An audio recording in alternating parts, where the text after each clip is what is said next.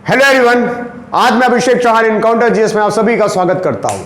तो बच्चा, आज जो हम पढ़ने वाले हैं वो पढ़ने वाले हैं साइंस जैसा हमारा का एक सीरीज चल रही थी। साइंस में हम बायो को कंप्लीट कर रहे हैं। और जो बेटा आज पढ़ने वाले हैं, आज हम पढ़ने वाले हैं मस्तिष्क, ह्यूमन ब्रेन। क्या बेटा पढ़ने वाले? देखो, सबसे पहले अपना बेसिक कंप्लीट करेंगे। क्या बेसिक कंप्लीट करेंगे? कोई भी हम टॉपिक उठाएंगे तो बेटा उसे स्टेज वाइज पढ़ेंगे। जो हमारा आज का टॉपिक बेटा वो 3 स्टेप में कंप्लीट होगा। पहला जो स्टेप है, उस पहले स्टेप में मैं आपको कुछ फैक्ट्स बताऊंगा, दूसरे स्टेप्स में मैं कुछ टाइप्स बताऊंगा, और तीसरे स्टेप्स में वो सबसे ज्यादा इंटरेस्टिंग होगा। आपको भूख लगती है, आपको प्यास लगती है, आपको नींद लगती है, आपको गुस्सा आता है, आपको अच्छी स्मेल आती है, बुरी स्मेल आती है, आपको टेस्ट आता है। ये दिमाग का कौन सा हिस्सा है जो इन चीज को ऑपरेट कर रहा है? कोई ना कोई तो हिस्सा होगा। तो ऐसे करके हम स्टेप बाय स्टेप अपना बेसिक से उठेंगे और एकदम हाई लेवल तक जाएंगे, ताकि हमारा कोई भी क्वेश्चन बेटा एग्जाम में छूटे ना।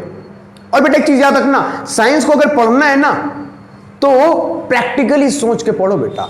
अगर तुम सोच रहे हो एग्जाम के लिए तो बेटा साइंस कभी भी सीख नहीं पाओगे। अगर मैंने ब्लड पढ़ाया तो बेटा लोगों को सिर्फ पता है ब्लड एक लाल कलर का लिक्विड, नहीं। एंड आप जानते हो उसमें प्लाज्मा होता है, उसमें WBC होता है, उसमें RBC होता है, उसमें प्लेटलेट्स होता है। तुम्हें पता है बेटा कि जो प्लाज्मा है वो क्या कैरी करता है? वो न्यूट्रिशन हार्मोन्स कैरी करता है ना। RBC गैसेस को कैरी करता है, WBC ये हमारे शरीर का बॉडीगार्ड है, प्लेटलेट्स बेटा ये ब्लड की क्लोटिंग करता है ना। ये एक ऐसा सब्जेक्ट है बेटा जो सोसाइटी में तुम्हें सबसे ज्यादा सम्मान दिला सकता है। अगर ये सब्जेक्ट आता है तो मान लो कहीं पर भी बैठे हो तो तुम्हारा 2-4 चीजें तुमने बताई, लोग तुम्हारे फैन हो जाएंगे और तुम्हें जगह बना देंगे, भैया बैठो। तो जीएस को सिर्फ और सिर्फ ऐसा ये समझो कि तुम्हारी पर्सनालिटी का सब्जेक्ट है बेटा। सोसाइटी में जो तुम्हारी पर्सनालिटी है, लोगों की जो सोच है तुम्हारे प्रति, वो सिर्फ और सिर्फ कैसे बदल सकती है? आपकी नॉलेज से। क्योंकि उन्हें आप साइन कॉस थीटा का फॉर्मूला तो नहीं दिखाओगे, उन्हें आप ब्लड रिलेशन तो नहीं बताओगे, लेकिन अपनी नॉलेज के प्रदर्शन से आप साइनोसियोर बन जाओगे। उस माहौल में आप केंद्रक बन जाओगे, लोगों को आप ध्यान आकर्षित कर सकते हो। तो बेटा जीएस में बहुत पावर है। जीएस में क्या है? बहुत पावर है। जैसे कि बेटा आज हम पढ़ने वाले हैं मस्तिष्क पढ़ने वाले हैं। क्या पढ़ने वाले हैं? मस्तिष्क। मस्तिष्क की स्टेज फर्स्ट में हम कुछ फैक्ट्स देखेंगे। तो बेटा जैसे कि आज हम पढ़ने वाले हैं वो हम पढ़ने वाले बेटा मस्तिष्क बोल लेते हो ह्यूमन ब्रेन। क्या पढ़ने वाले बेटा? Human brain. तो इस ह्यूमन ब्रेन को बेटा जो नंबर 1 स्टेज है वो बेटा हमारी है कि इसे हमें कैसे पढ़ना है? फैक्ट्स को लेकर के। Stage number 1 facts. अगर इसके फैक्ट्स को क्लियर करें तो बेटा तो हमें यह समझना है, हिंदी में भी लिखना पड़ेगा, तो लिख लीजिएगा कि आपके मानव मस्तिष्क। क्या बेटा? मानव मस्तिष्क। ठीक है, तो यहां पे आपको समझ में आएगा ह्यूमन ब्रेन यानी कि मानव मस्तिष्क। तो यहां पे मानव मस्तिष्क का जो पहला पॉइंट निकल के आता है ह्यूमन ब्रेन के बारे में, वो बेटा ये निकल के आता है कि ह्यूमन ब्रेन की जो पढ़ाई होती है उसे क्या कहते हैं? तो ह्यूमन ब्रेन की पढ़ाई को बेटा न्यूरोलॉजी बोलते हैं। क्या बोलते हैं? न्यूरोलॉजी। क्या बोलते हैं मेरा बच्चा? न्यूरोलॉजी बोलते हैं। जो बहुत ज्यादा पढ़ जाता है वो बेटा क्या बन जाता है? वो बन जाता है न्यूरोलॉजिस्ट बन जाता है। क्या बन जाता है? न्यूरोलॉजिस्ट। जो ब्रेन के डॉक्टर्स वगैरह होते हैं बेटा उन्हें हम क्या कहते हैं? न्यूरोलॉजिस्ट कहते हैं। फिर इसके बाद दिमाग में जो काम करने वाली यूनिट है बेटा उसको क्या बोलते हैं? है ना, जो सबसे क्रियात्मक या संरचनात्मक दिमाग की इकाई है वो कौन है? वो बेटा न्यूरॉन है। कौन है बेटा? न्यूरॉन। क्योंकि कोई भी ऑर्गन बेटा जो खड़ा होता है वो सिर्फ और सिर्फ किससे मिलकर बन के खड़ा होता है बेटा? वो खड़ा होता है सेल से। लीवर को देखा तो हेपेटाइटिस सेल आया कि नहीं आया? किडनी को देखोगे तो वहां नेफ्रॉन आएगा। लंग्स को देखा एल्वियोलाई आया। वैसे ही अब इस ब्रेन के अंदर जो इसका क्रियात्मक या संरचनात्मक, अंग्रेजी में बोले तो स्ट्रक्चरल एंड फंक्शनल जो यूनिट है वो बेटा कौन होता है? न्यूरॉन होता है। अगर इस न्यूरॉन के बारे में समझे तो किसी भी व्यक्ति के अंदर बेटा 100 मिलियन न्यूरॉन्स होते हैं। कितने? अप्रॉक्स 100 मिलियन न्यूरॉन्स होते हैं। और क्या? इस न्यूरॉन्स की दूसरी ये खासियत है लोवेस्ट रीजनरेशन पावर। क्या बेटा? Lowest regeneration power. Lowest regeneration power किसकी होती है? न्यूरॉन्स की होती है। इसका मतलब क्या है? अगर सेल एक बार न्यूरॉन जो है खराब हो जाता है तो उसके ठीक होने के चांस ना के बराबर होते हैं। वो रिकवर नहीं कर पाता है। वो खराब मतलब खराब। वहीं इसके अपोजिट जो है हाईएस्ट रीजनरेशन पावर हमने लीवर के सेल पे देखी थी।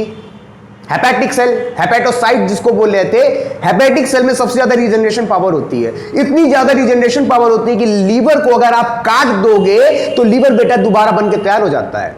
जब लीवर पढ़ाया था बेटा तो हमने एक चीज आपको क्लियर करी थी, आंख आप पूरी डोनेट करते हो, किडनी पूरी डोनेट करते हो, लंग्स पूरा डोनेट कर दोगे, जो अंग करना है पूरा डोनेट करोगे। लेकिन लीवर बेटा कैसा होता है? लीवर एक ऐसा ऑर्गन है जिसको बेटा आपका परसेंटेज में काट करके किसी दूसरे व्यक्ति के लगा दिया जाता है और आपका लीवर वापस बन करके तैयार हो जाता है। क्यों? क्योंकि जो लीवर की क्रियात्मक या संरचनात्मक यूनिट है वो बेटा कौन सी होती है? Hepatic cell. और हेपेटिक सेल के अंदर सबसे ज्यादा रीजनरेशन पावर होती है। आपने देखा होगा रावण को, रावण के 10 सर थे, एक काटो तो दोबारा उठ के खड़ा हो जाता था। क्यों? जो शक्ति बेटा आज हमारे पास लीवर में है वही शक्ति उस समय रावण के पास उसके सर में थी। उसके सेल इतने ज्यादा पावरफुल थे कि तुरंत रीजनरेट हो जाते थे। हमारा लीवर कटने के बाद 21 दिन लेता था, लेकिन रावण का सर चंद सेकंड में वापस आ जाता था। छिपकली की पूंछ देखी होगी। ये सब क्यों हो रहा है? क्योंकि उस जगह का सेल जो है वाकई में इतना बुनियादी मजबूत ढांचा रखता है कि वापस बन करके खड़ा हो रहा है। तो यहां पे याद रखिएगा, जितना लीवर का सेल तेज है पुनः निर्माण में, रीजनरेट होने में, न्यूरॉन्स का जो है आपका ब्रेन है, ब्रेन का जो न्यूरॉन है नाम का जो ये सेल है जो ब्रेन को स्टेब्लिश कर रहा है, जो फंक्शनल एंड इंस्ट्रक्शनल यूनिट है, जो क्रियात्मक और संरचनात्मक यूनिट है बेटा, ये सबसे ज्यादा ढीला ढाला है। काम करने में नहीं, रीजनरेट होने में सबसे एक्टिव तो यही है। लेकिन एक बार अगर ये ढीला हो गया, एक बार ये अगर मर गया तो समझो कि ये खत्म है, ये दोबारा खड़ा नहीं हो पाएगा अपने पैर पे। ठीक है? और क्या समझते हैं? देखो बेटा, एक वर्ड आता है जिसको हम बोलते हैं बायोलॉजिकल डेथ। क्या बोलते हैं बेटा? Biological death. बायोलॉजिकल डेथ क्या होती है बेटा? अगर किसी इंसान की मौत तो होती है उसके दिमाग की वजह से। अगर किसी व्यक्ति की मौत का कारण उसका दिमाग है ना, पूरे ऑर्गन में सबसे पहले अगर उसका दिमाग उसका साथ छोड़ रहा है और उसकी मौत का कारण अगर उसका दिमाग बन रहा है तो उस मौत को बेटा बायोलॉजिकल डेथ बोलते हैं। क्वेश्चन आता है कि बायोलॉजिकल डेथ का संबंध हमारे शरीर के किस अंग से है बेटा? तो याद रखिएगा, मस्तिष्क से। ह्यूमन ब्रेन की पढ़ाई को न्यूरोलॉजी कहते हैं। जो ज्यादा पढ़ जाता है उसे न्यूरोलॉजिस्ट बोलते हैं। और हमारे ह्यूमन ब्रेन की क्रियात्मक और संरचनात्मक या बोले तो फंक्शनल या फिर इंस्ट्रक्शनल यूनिट कौन सी है बेटा? आपकी न्यूरॉन है। न्यूरॉन संख्या में 100 मिलियन होते हैं और सबसे कम रीजनरेशन पावर होती है, ना के बराबर होती है। एक बार न्यूरॉन का सेल अगर डीएक्टिवेट हुआ तो उसका एक्टिव हो ना पाना ना।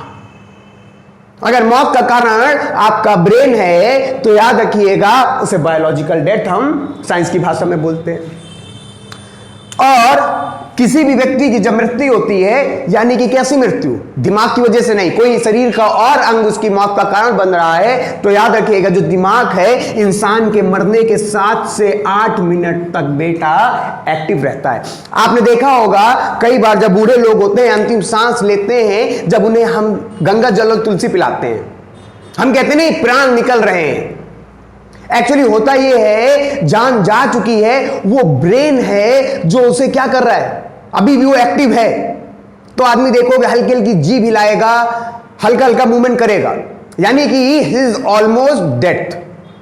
अब जो 7 से 8 मिनट उसकी बॉडी जो फंक्शन कर रही है, जो रिस्पॉन्स कर रही है, वो सिर्फ और सिर्फ कर रही है उसके दिमाग की वजह से, क्योंकि उसके दिमाग में अभी जान है। फिर उसके बाद आप देखोगे हम अपनी दिमाग का 2.5 से बेटा लमसम आप देखोगे 3% ही इस्तेमाल कर पाते हैं। हम अपने दिमाग का सिर्फ 2 से 3% इस्तेमाल कर पाते हैं। बाकी 97 से 98% दिमाग का हिस्सा हम इस्तेमाल नहीं कर पाते हैं। मतलब ये बॉडी का एक ऐसा ऑर्गन है, अगर आपसे कोई पूछ ले आप अपने किस बॉडी के ऑर्गन का इस्तेमाल सबसे कम कर पाते हैं, बेटा वो आपका दिमाग है।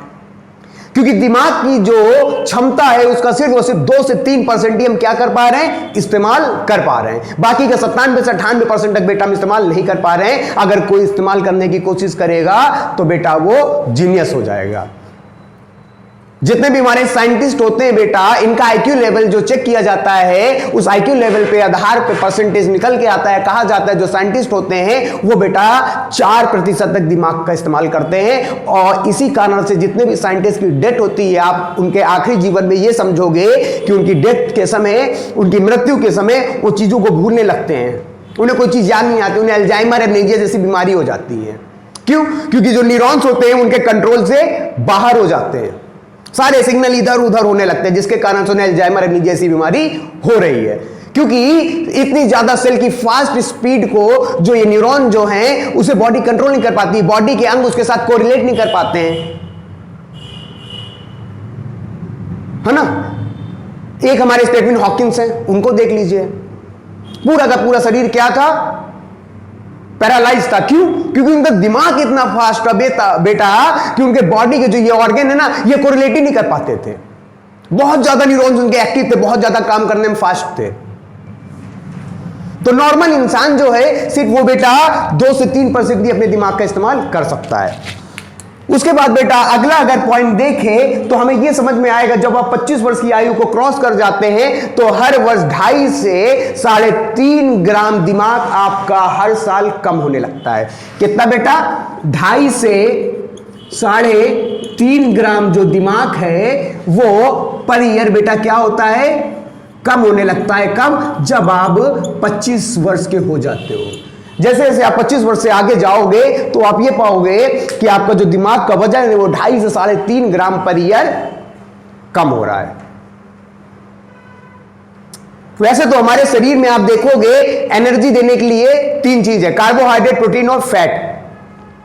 कार्बोहाइड्रेट को याद रखना है, जो एनर्जी देता है इंस्टेंट सोर्स ऑफ एनर्जी, यानी कि अगर हमको बॉडी को तुरंत एनर्जी चाहिए तो कार्बोहाइड्रेट देगा।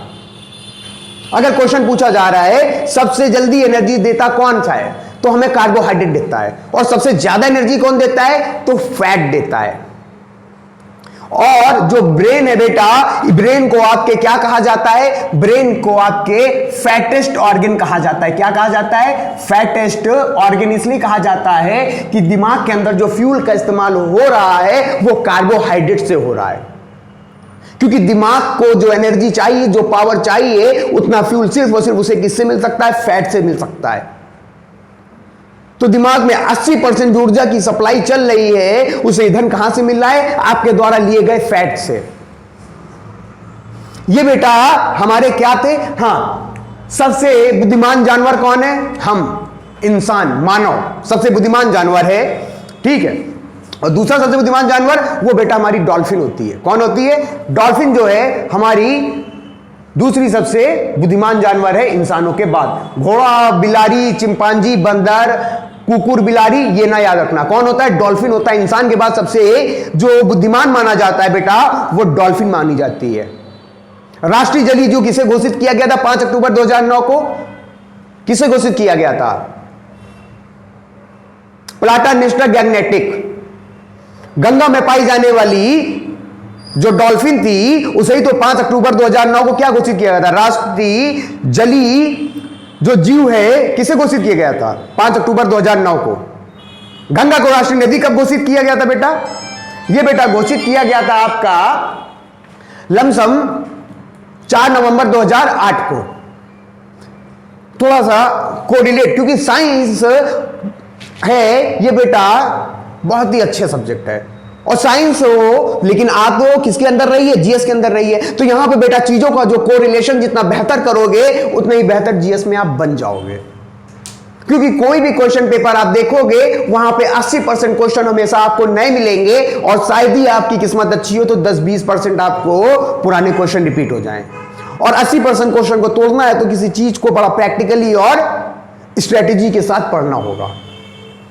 ठीक है। और मैं जो बेटा क्लास में पढ़ाता हूं, याद रखना मेरी कोशिश रहती है उस दिन मैं 40 से 50% क्लास में आपको रटा दूं, और ये वीडियो डाल करके मैं सिर्फ और सिर्फ ये करता हूं कि 10% आपका अगर मैंने 40% यहां पे कवर करवाया, अगर ये वीडियो आप देख रहे हो तो 10% आपका दिमाग में और चला जाएगा, 50% हो गया। फिर मैं जब दूसरे दिन 15 से 20 मिनट से शुरुआत कर रिवाइज करवाता हूं, उससे 70% हो जाएगा। ब्रेन टीचर में सिर्फ और सिर्फ आपको 70% बेटा रटा सकता हूं, मैंने यहां तक लेवल ला दिया है। बाकी ये जो लेवल बच रहा है 30%, ये बेटा तब आएगा जब आपके खुद के एफर्ट्स होंगे। मैं 70% तक तो आपको दे सकता हूं, बाकी का 30% अब इस लेवल पे आपको मेंटेन रखना है, इससे नीचे जाना है या उससे ऊपर जाना है, ये आपकी हार्ड वर्क जो घर में करोगे वो डिसाइड करेगा। तो मैं अपनी पूरी जान लगा रहा हूं, तो याद रखिएगा आपके ऊपर है कि आप उसे कितना ऊपर ले जाते हो फिर कितना नीचे ले जाते हो। तो यहां पे हमने बेटा ह्यूमन ब्रेन को समझा। अब हम बेटा स्टेज 2 में चलते हैं, जहां पे हम टाइप्स देखेंगे। क्या देखेंगे? टाइप्स देखेंगे। वैसे ह्यूमन ब्रेन की बात करें तो बेटा 3 टाइप्स के होते हैं। एक हमारा होता है सेंट्रल नर्वस सिस्टम, दूसरा होता है पेरिफेरल नर्वस सिस्टम, तीसरा होता है autonomous nervous system. Central nervous system को हम बोलते हैं केंद्रीय तंत्रिका तंत्र, पेरिफेरल को बोलते हैं हम परिधीय तंत्रिका तंत्र, ऑटोनोमस को बोलते हैं स्वायत्त तंत्रिका तंत्र। लेकिन ये हमको इतना नहीं पढ़ना है, हमको सिर्फ और सिर्फ फोकस करना है सेंट्रल नर्वस सिस्टम। अब यहां बेटा हम जो पढ़ने वाले हैं सेंट्रल नर्वस सिस्टम। ठीक है,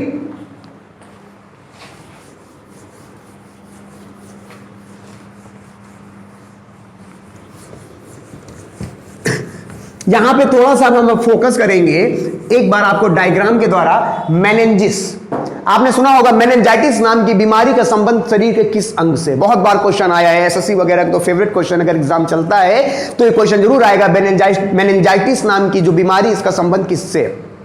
तो याद रखना जो बेटा हमारा दिमाग है, क्या बेटा हमारा दिमाग कुछ इस तरह होता है, और इस दिमाग को आप देखोगे तो इस तरह, फिर आपका कुछ इस तरह हमारा माइंड होता है।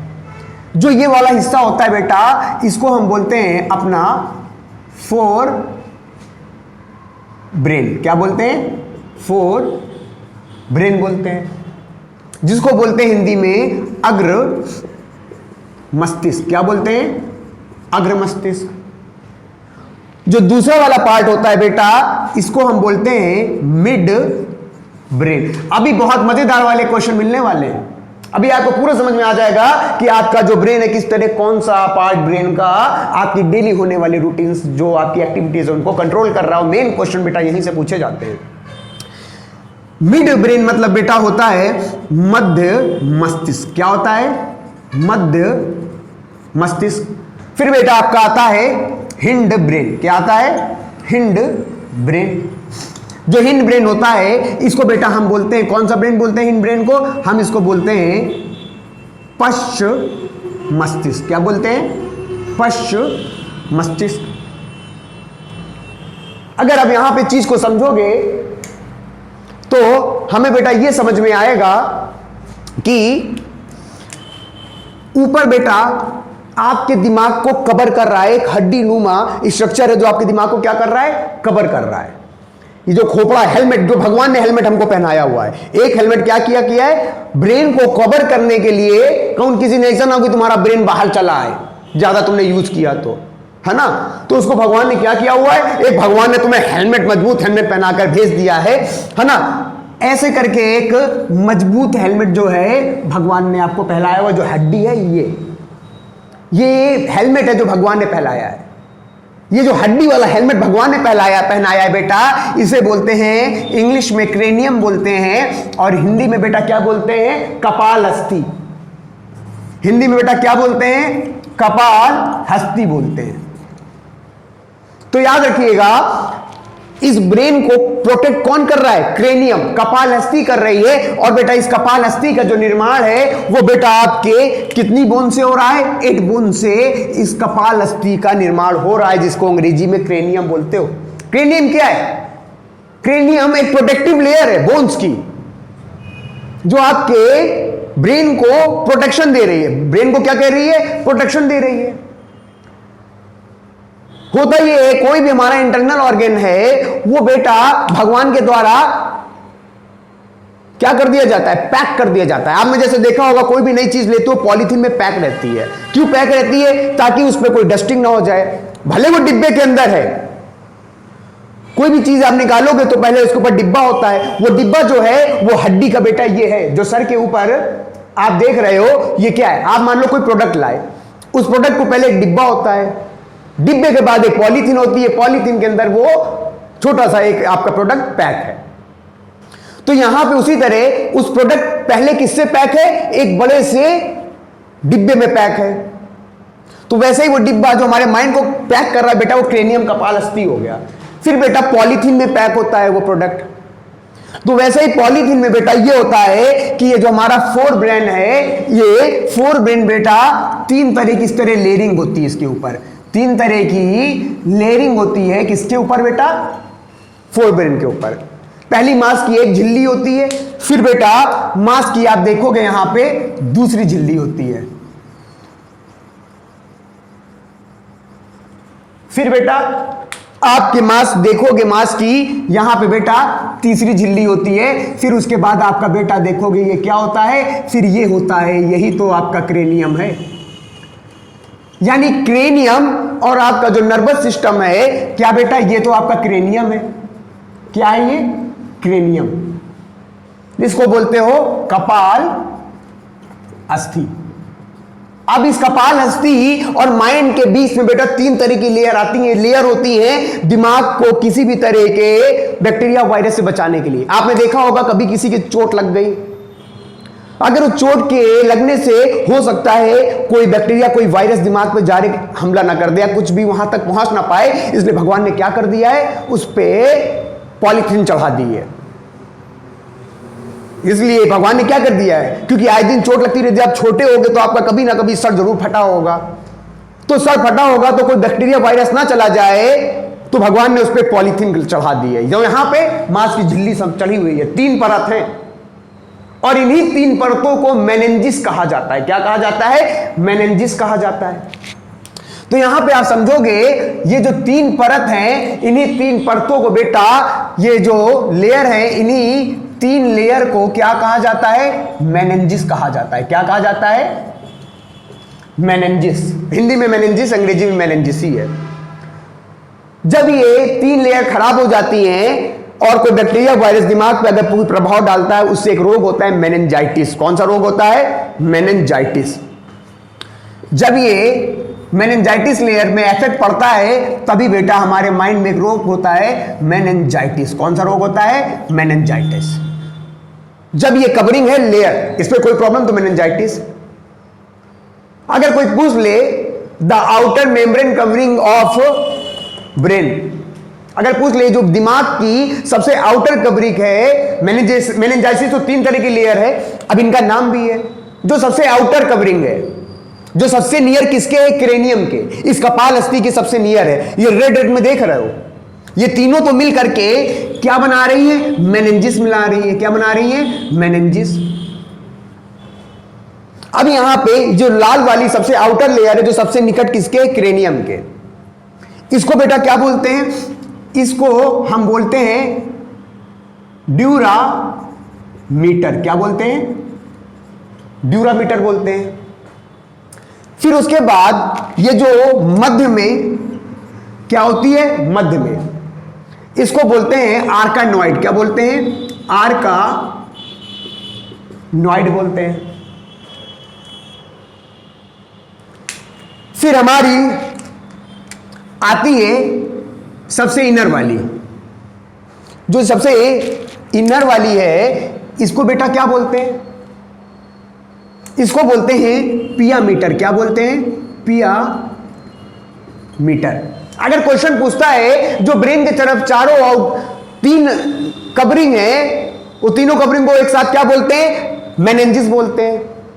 जो सबसे आउटर वाली कवरिंग है, जो क्रेनियम के सबसे निकट है बेटा, उसको क्या बोलते हैं? ड्यूरामीटर बोलते हैं। जो सबसे बीच में है वो बेटा आर्कानॉइड है, और जो मस्तिष्क के सबसे समीप या मस्तिष्क से छूटी हुई जो मेम्ब्रेन की परत है, उसे बेटा हम पिया मीटर बोलते हैं। और ये हमारी क्या थी? माइंड की संरचना। अब हम ये देखेंगे कि किस तरह ये जो फोर माइंड है बेटा, इसके तीन पार्ट हैं। फोर माइंड के बेटा कितने पार्ट हैं? 3 पार्ट। कौन कौन से? एक आपका पड़ता है थैलेमस, एक पार्ट है बेटा थैलेमस, दूसरा पार्ट है बेटा हाइपोथैलेमस। दूसरा पार्ट क्या है? हाइपोथैलेमस। तीसरा पार्ट क्या है? तीसरा पार्ट है सेरेब्रम। इसी सेरेब्रम को आप क्या बोलते हो? प्रमस्तिष्क। इसी सेरेब्रम को बोलते हो प्रमस्तिष्क, है ना? कितने टाइप हैं? 4 ब्रेन के 3 टाइप्स हैं। कितने टाइप्स हैं बेटा? 3 टाइप्स हैं, थैलेमस, सेरेब्रम और हाइपोथैलेमस। यहां पे कोई टाइप्स नहीं पढ़ना है। फिर हमको अगला टाइप्स मिलता है हिंड ब्रेन में। इस पे एक होता है पॉन्स वैली, पॉन्स वैलाई। क्या होता है? एक जो टाइप होता है इसमें वो होता है बेटा, इसके भी 3 टाइप्स हैं। कितने टाइप्स हैं? 3 टाइप्स। एक होता है पॉन्स वैलाई, दूसरा होता है मेडुला ऑब्लंगाटा। क्या होता है? Medulla oblongata. और इसी हिंड ब्रेन का जो तीसरा पार्ट होता है वो होता है सेरेबेलम। बड़े मिलते जुलते हैं। ये सेरेबेलम है जो हिंड ब्रेन या पश्च मस्तिष्क का पार्ट है, और ये बेटा सेरेब्रम है। ये सेरेब्रम है और ये बेटा सेरेबेलम है, जिसको आप बोलते हो हिंदी में अनुमस्तिष्क। क्या बोलते हो? अनुमस्तिष्क बोलते हो। अब इनका अलग अलग क्या काम होता है हमको यह समझना है। अब यहां पे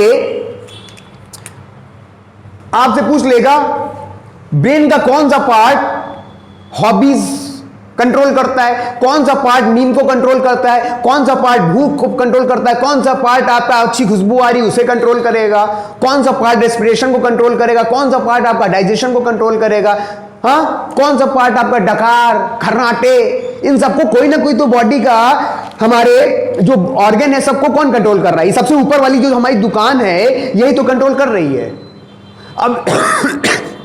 अब इस दुकान के भी 3 हिस्से और उन 3 हिस्सों के भी हिस्से, तो यहां पे कंफ्यूज कुछ नहीं होना है। अब मैं जो डायग्राम बना करके आपको दिखाने वाला हूं उससे आपको बेटा सब क्लियर हो जाएगा, है ना? अगला हम बेटा क्या देखते हैं? अब डायग्राम के थ्रू समझने की कोशिश करते हैं। इसको बेटा हम क्या कर देते हैं? रफ कर देते हैं।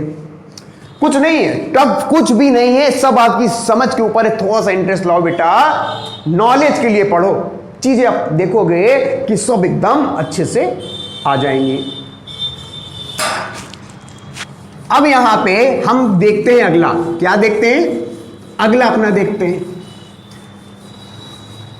अभी बेटा हमारा जो सेंट्रल नर्वस सिस्टम था, अभी हमारा क्या था? Central nervous system. जो सेंट्रल नर्वस सिस्टम था इसे बेटा हमने कितने पार्ट में बांटा था? 3 पार्ट्स में। कौन कौन से थे वो 3 पार्ट? जो पहला पार्ट है वो हमारा पहला पार्ट था फोर ब्रेन, जिसको बोलते हो अग्र मस्तिष्क। दूसरा पार्ट बेटा हमारा कौन था? दूसरा पार्ट जो था हमारा वो था मिड ब्रेन। क्या था? Mid brain. जो मिड ब्रेन है यानी कि मध्य मस्तिष्क। फिर हमारा तीसरा जो पार्ट आता है वो हमारा आता है बेटा कौन सा? Hind brain. कौन सा? Hind brain. हिंड ब्रेन बोले तो आपका पश्च मस्तिष्क। कौन सा मस्तिष्क बेटा? पश्च मस्तिष्क। अब हमने देखा था जो फोर ब्रेन होता है इसके बेटा 3 हिस्से हैं। पहला बेटा होता है थैलेमस। पहला क्या होता है बेटा? अभी बड़े मजेदार चीजें आने वाली हैं आपके सामने। थैलेमस होता है, दूसरा बेटा क्या होता है? हाइपोथैलेमस। हाइपोथैलेमस।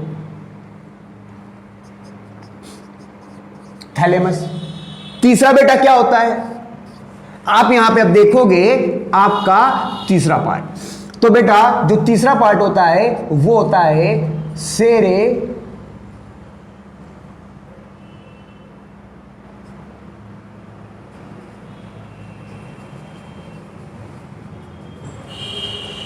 बेरम। कौन सा होता है? सेरेबेरम। इसी को आप क्या बोलते हो? सेरेबेरम को, इसी को आप बोलते हो मस्तिष्क। इसका हमें कोई पार्ट नहीं पढ़ना है। अगला जो हमको 3 पार्ट पढ़ने हैं वो पढ़ने बेटा इसके पढ़ने हैं। इसका होता है पॉन्स वेलाई। दूसरा बेटा जो इसका पार्ट होता है पॉन्स वेलाई का वो होता है मेडुला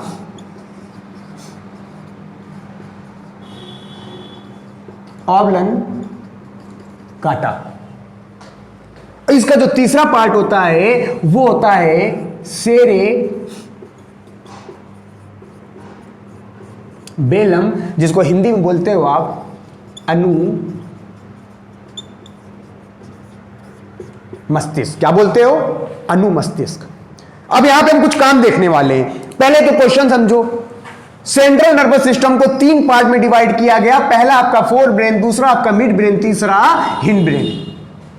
अभी हमने जब पिछला मैप देखा था, इसका डायग्राम देखा था मस्तिष्क का, तो इसमें यह समझा था जो फोर ब्रेन होता है ये कैसा होता है? ये सबसे बड़ा हिस्सा है। मानव मस्तिष्क का जो सबसे बड़ा हिस्सा है वो बेटा कौन सा होता है? वो आपका होता है कौन सा? ये फोर ब्रेन। जो ऊपर वाला खोपड़ा देखा था सबसे बड़ा, 3 हिस्से में देखा था, तो यही फोर ब्रेन सबसे बड़ा हिस्सा है आपके मस्तिष्क का। और सबसे छोटा कौन सा?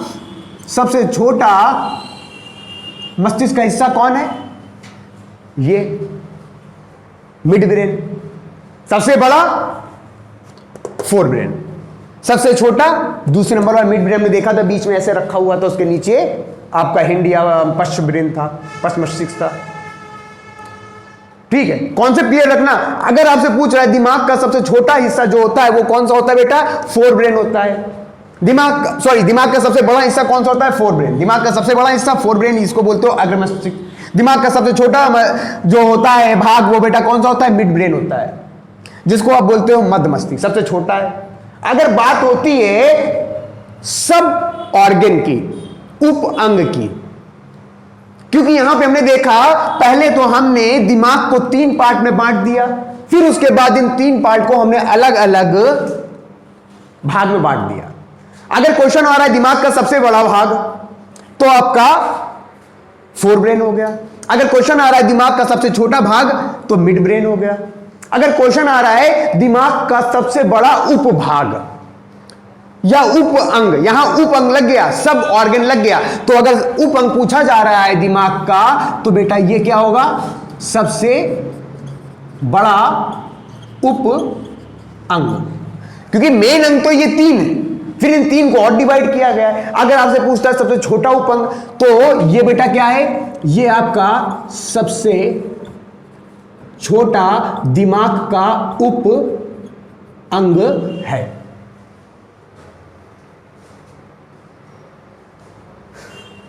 अब कुछ काम को देखते हैं।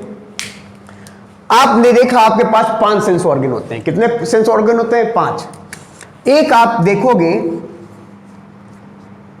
टंग, दूसरा देखोगे नोज, तीसरा देखोगे स्किन। आपने कोई चीज खाई, आपको स्वाद पता चला, तो जो स्वाद पता चल रहा है वो दिमाग का कौन बता रहा है? कौन सा हिस्सा बता रहा है? वो आप बताओगे फोर ब्रेन का जो थैलेमस वाला हिस्सा है वो आपको क्या बताता है? किसी चीज का स्वाद बताता है, ठंडा है, गर्म है, सेंस बताता है, स्वाद बताता है। तो टंग से रिलेटेड जितना भी आपका कोऑर्डिनेशन चलता है, जितने भी सिग्नल सप्लाई होते हैं ब्रेन में, किसको चलते हैं? फोर ब्रेन में। फोर ब्रेन में किसको? थैलेमस को चलते हैं। थैलेमस से कोऑर्डिनेशन चलता है।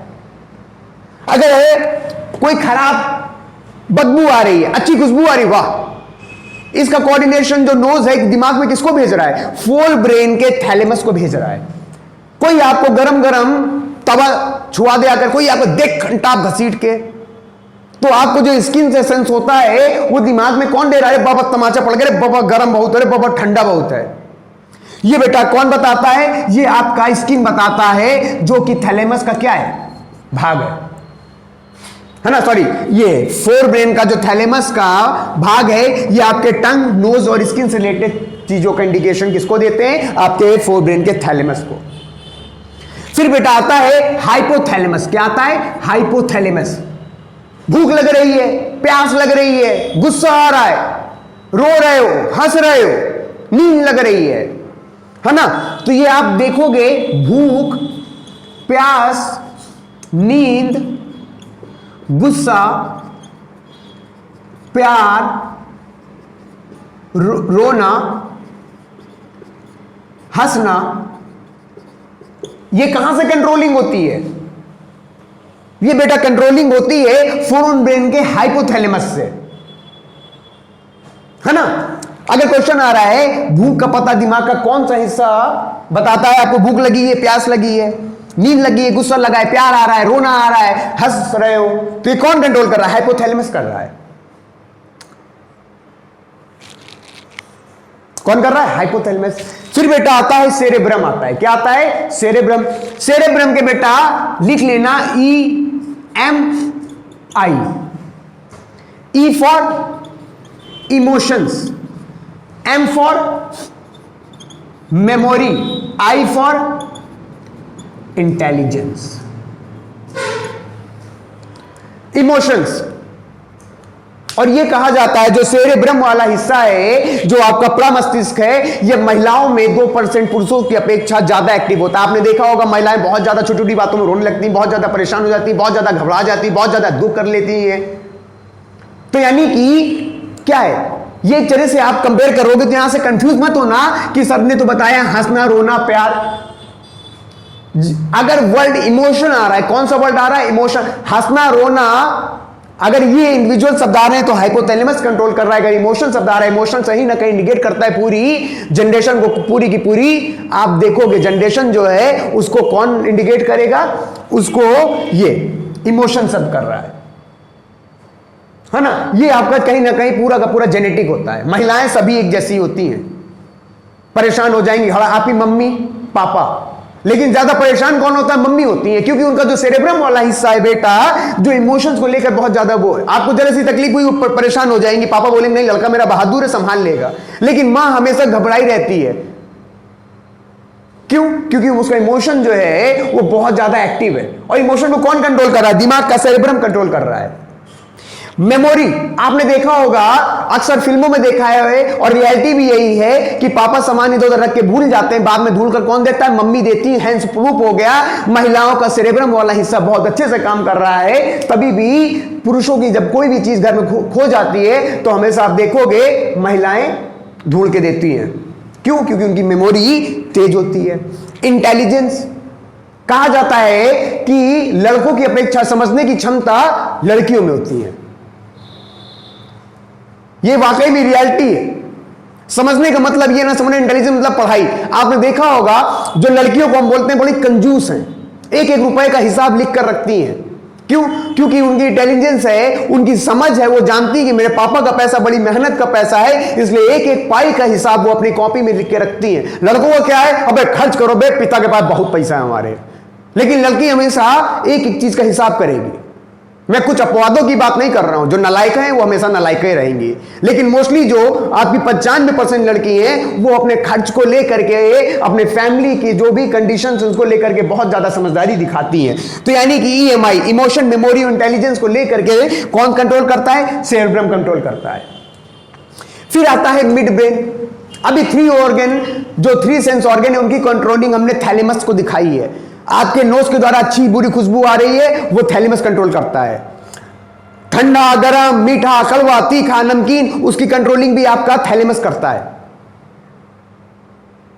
किसी चीज को गरम लग रहा है, ठंडा लग रहा है, कोई तेज से तमाचा मार रहा है, दर्द हो रहा है, उसकी भी कंट्रोलिंग थैलेमस करता है। यानी कि टंग, नोज, स्किन, ये 3 सेंस ऑर्गन की कंट्रोलिंग किसके हाथ में? थैलेमस के हाथ में होती है। अभी बेटा हमारे 2 ऑर्गन बचे, जैसे कि कौन सा ऑर्गन हमारे, आप देखोगे 2 ऑर्गन में एक आता है आईज और दूसरा आता है ईयर।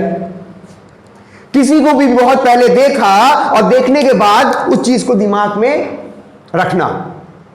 कोई डायग्राम आप जैसे देखते हो तो डायग्राम को देख करके वो आपके दिमाग में छप जाता है।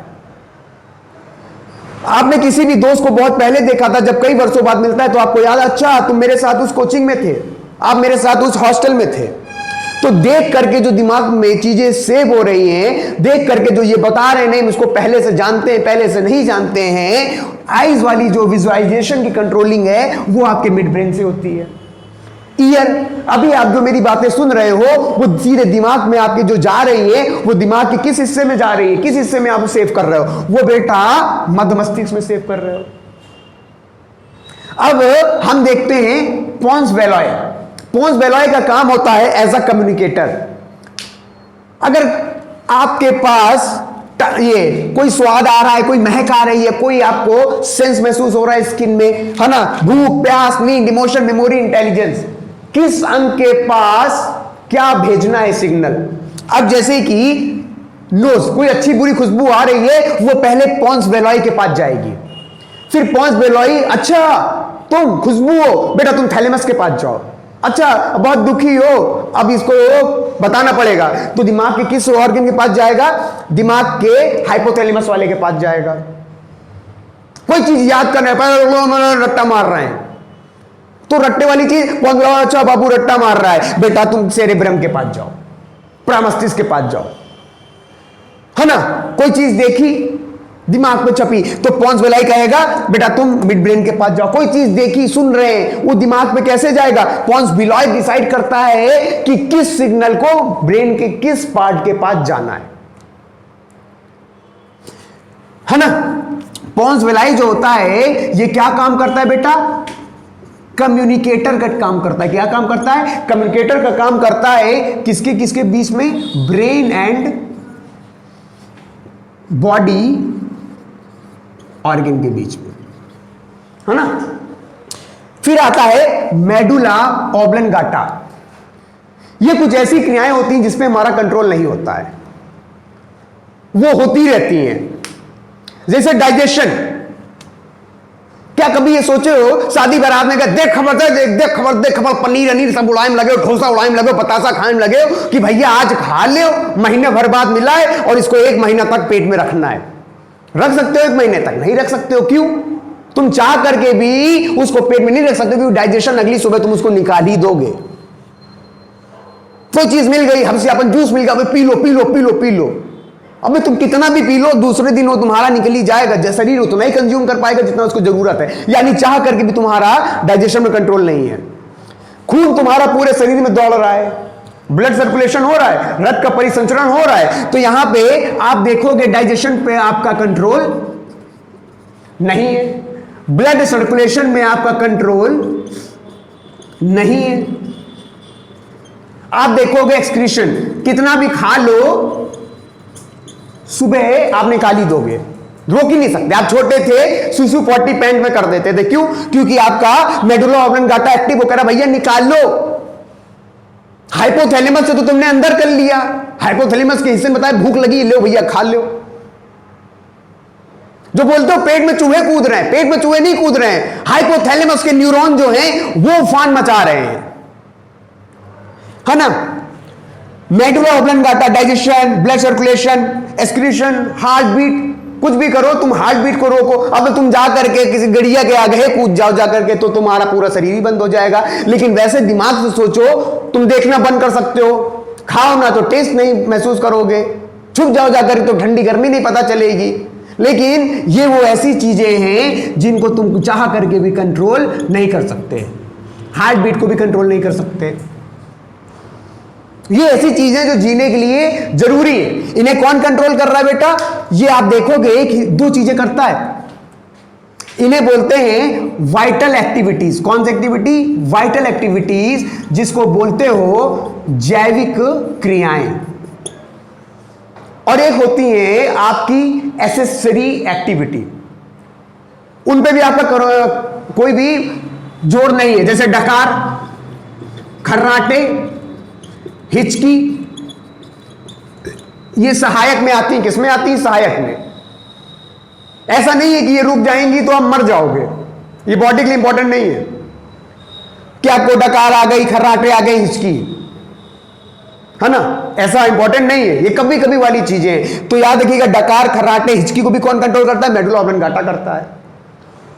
फिर आता है सेरेबेलम। क्या आता है? सेरेबेलम आता है। सेरेबेलम 3 चीज को कंट्रोल करता है। एक आपके बॉडी बैलेंसिंग, मैं यहां पे ऐसे खड़ा हूं, कई बार बच्चों आप ऐसे खड़े हो गए क्लास में जब पनिशमेंट मिली होगी, मोटरसाइकिल चला रहे हो, ना इधर जा रहे हो ना इधर जा रहे हो, साइकिल चला रहे हो, कुर्सी में बैठे हो, कभी कुर्सी गिरे हो नहीं, आराम से बैठ गए।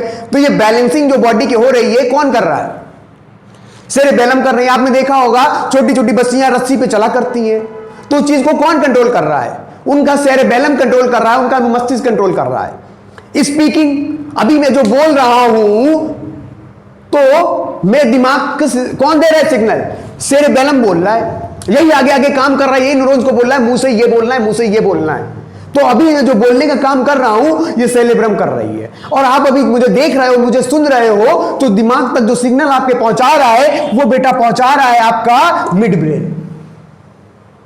अभी जब खाओगे खाना तो कौन? थैलेमस। अभी जब आपको पता चलेगा अरे भूख लगी है, प्यास लगी है, गुस्सा आ रहा है, तो हाइपोथैलेमस। तो सेरेबेलम में हम बात कर रहे थे, सबसे पहले बॉडी को बैलेंस करने की बात कर रहे थे। बॉडी को बैलेंस सेरेबेलम करता है।